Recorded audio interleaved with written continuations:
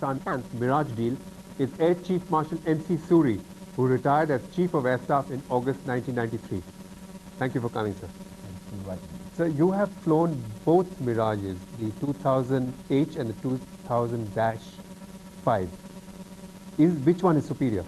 Oh God, undoubtedly the Mirage 2000-5 is superior. The one Pakistan is getting? The one Pakistan is being claimed that they are going to get. I do not know if the deal is fructified. But Mirage 2000-5 is decidedly more superior to any of the other Mirages that are in vogue today. I want to mention here that the superiority lies not only in the form of the radar that it has, which is the RDY, which is a large improvement on the RDI which the French Air Force has, the RDM which the Indian Air Force has. But added to this, of course, is the other dimensions that it has an excellent symbology, it has a better weapon mix, and it has got a superb EW suite. So it's superior in all respects. What is symbology?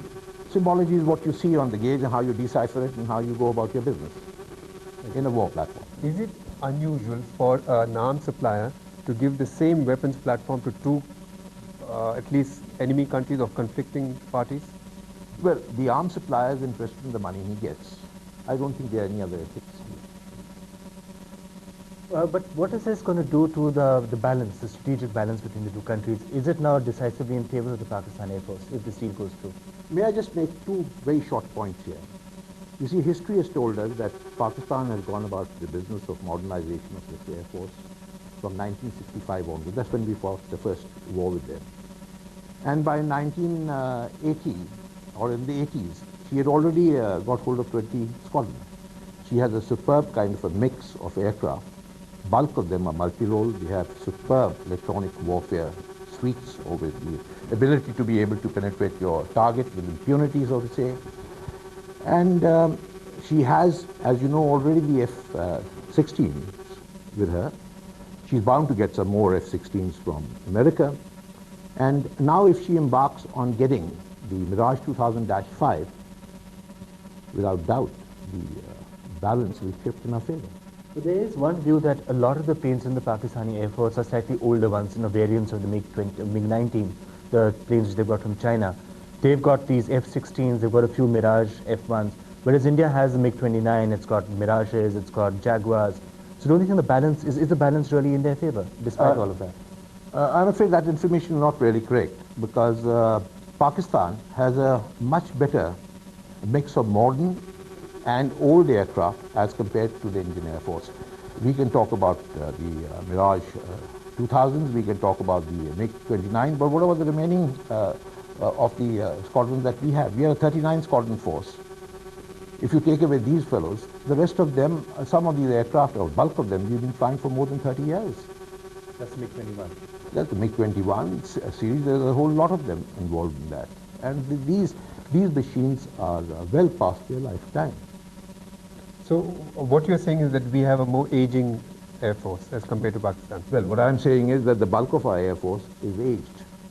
And you have only a sprinkling of the modern element in your air power, which is a matter of concern.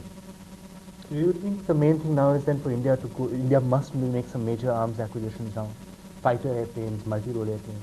You know, the present chief and the government would be the best indicators for this particular answer, but I do wish to enunciate in very categoric terms that India needs to do something about its Air Force and give it the kind of shot in the arm that she requires. One last question.